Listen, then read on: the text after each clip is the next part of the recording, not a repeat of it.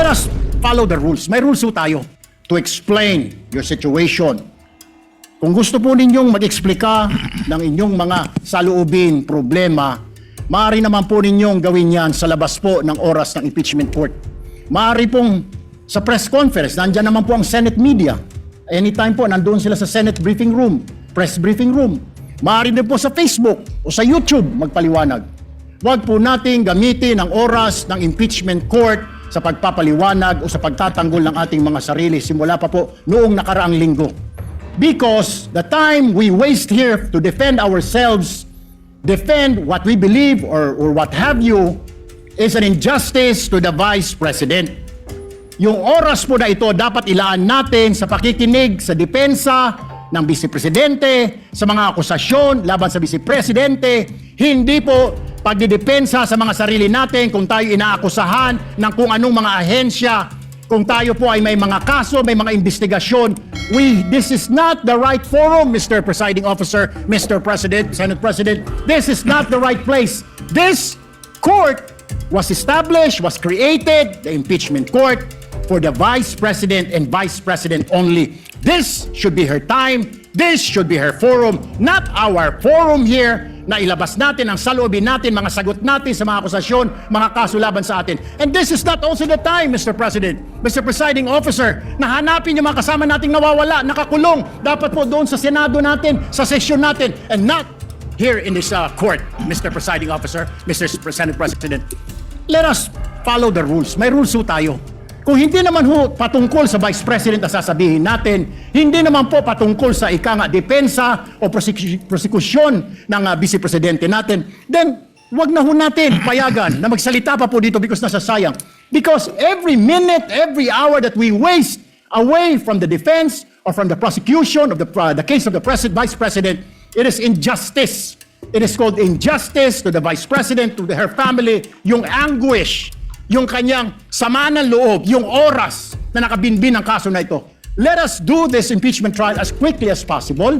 If we have to clear the Vice President, then let's clear her. If we have to prosecute, then prosecute her with the evidence kung meron. Not waste our time kung ano-anong sinasabi natin dito to protect ourselves, to defend ourselves. This is not the right forum, Mr. Presiding Officer. Kindly wind up, Mr. Senate Senator Judge President. Sherwin Tulfo. This is not the right forum for us to defend ourselves. Bring it somewhere else. Bring it to the press. Bring it to the social media, but not here. Thank you, Mr. President. Thank you. I'm happy. You may proceed, sir. I'm happy I finally heard Senator Judge Erwin Tulfo is concerned about the justice or injustice to Vice President Sara. That's good news. Regarding the waste of time here, sabi ni Senator Joker Arroyo, it is useless to argue a legal point with a non-lawyer. When Senator Marcoleta brought that up here, nagkaroon ng commotion. Senator Miriam stood up here many times and said, kaya ka nga nagpo 4 years na law school at nagbabar. So let me give my own interpretation. The impeachment court is formed with lawyers and non-lawyers. And we interact, and it's for everyone, and we're equal. But if there's an engineer here or a doctor, and they talk about medical principles, I have to either study and argue on medical principles. Hindi ko pwedeng sabihin, hindi, ganito lang yan, logic lang yan, etc. Diba? So, ang legal principle natin today is simple, integrity ng court. So, allow me to mention that to the people and help educate my colleague here. The integrity of the court and the justices or judges is always relevant.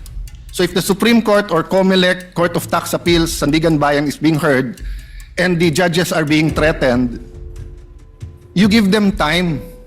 So we cannot take the impeachment out of context. May nangyayaring flood control scandal, may nangyayaring gulo sa Team Unity na hindi na united ngayon. We consider Senator Marcoleta and Senator Jinggoy political prisoners, weaponized yung Blue Ribbon Committee at weaponized yung ano. So Mr. President, hindi tama na sabihin na I wasn't, after we brought up the problem with NBI, they doubled down, naggumawa pa ng task force. I mentioned 2 colleagues sa SALN. I didn't accuse them. Sabi ko lang, just like Vice President Sara, just because tumaas ang SALN, can we already ask for the BIR for the AMLA and the bank accounts.